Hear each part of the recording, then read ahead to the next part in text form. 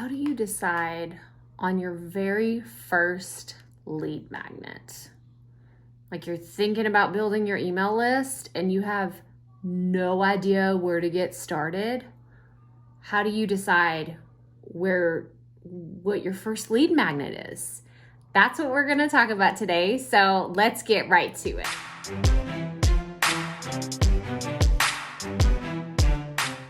Hey y'all, Krystal here today, and I'm excited to talk to you about building your email list with your podcast.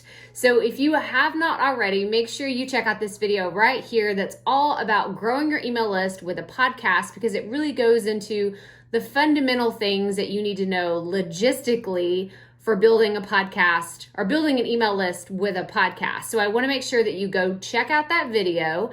But in this video, I want to specifically address how to come up with your very first lead magnet, because what a bunch of pressure, right? Like you don't want to get it wrong. You want to make sure it's helpful and it's useful and people actually sign up for it. I get you. I understand where you're coming from. So I'm going to give you 3 tips for how you can come up with your very first lead magnet.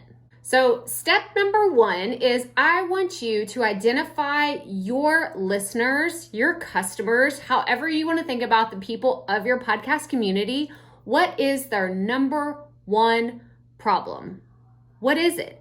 And if you don't know what this is, then I'm going to give you another assignment and say, go find out what your listeners' number 1 problem is. For the members of my community, it was always, how does podcasting even work? So I came up with a lead magnet that was how to start, launch, and market your podcast. It is the free 5-day podcast bootcamp. You'll find a link below in the description to it. But I'll be honest, this is a little advanced. It's a 5-day video series that's kind of a little bit more complex than a simple lead magnet. But it addresses the most common questions I get all the time about podcasting. How do you get started with equipment? How do I choose my format? How long should it be? And like all the things, all the common questions that I get asked. That is what goes into the lead magnet that I chose for my podcast. So I want you to reflect on what's the number 1 question that you get asked over and over and over again that is related to your podcast content topic. So step number 2 is, once you've figured out what this most common question is, what's the solution? What's the solution, right? Because I'm sure you have an answer that is your own version. Yes, I'm sure there are 1,000 other people out there that have an answer, and you may say, I'm not the foremost expert on this one thing.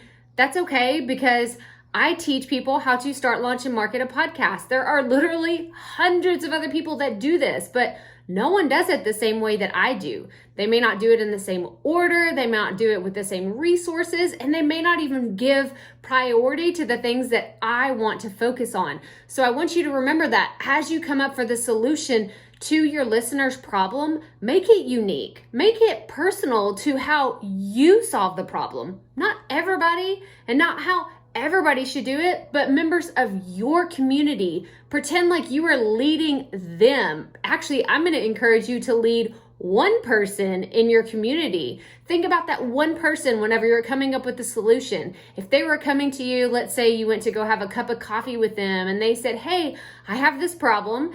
And they asked you the one question, right? From step number 1, right? Your number 1 question. They asked you that. What would you tell them?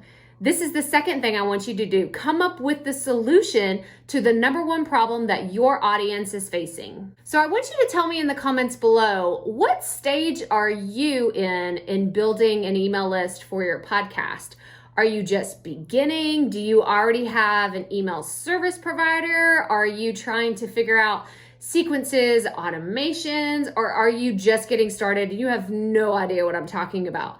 Tell me in the comments below so I can create future content based around what you subscriber on this channel, really need from me. Okay, let's get back to the video. Step number 3 is you have to decide on the format that you want to deliver this information. Now, this is where things get really fun and exciting, in my opinion, and in other people's opinion, it gets terrifying because there's too many options. They're like, well, I could do a quiz. I could do a PDF checklist. I could do a video. I could do this. I could do that. I could do a mini course. I could do a challenge. I could do a free training. I could do this. I could do, calm down, calm down. Because I want you to focus on what are your strengths. If you're terrified to be on video, don't make a video. If you hate writing like an entire ebook, like a 5-page ebook scares you, you're like, there's no way I could fill up 5 pages of a PDF, then don't do it. Don't have the technological bandwidth to create a quiz or a challenge or something fancy, don't do it. Do what works best for you. Where I started, whenever I created my very first lead magnet, what feels like forever ago. It really wasn't that long ago, but it feels like it was millions of years ago.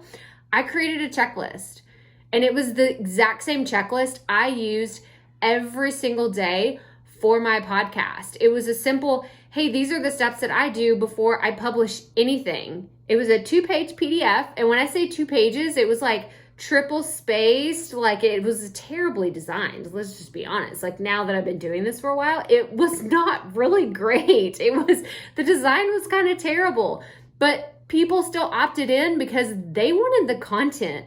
They didn't care what it looked like, and they won't care what yours looks like either, as long as it is something of value and it is actually addressing a problem that they have. They're going to want it. They're going to grab it. They're going to give you their email, and you're going to grow your list in exchange for this piece of content that is super valuable to your listener. You don't have to make it valuable to everybody in the world.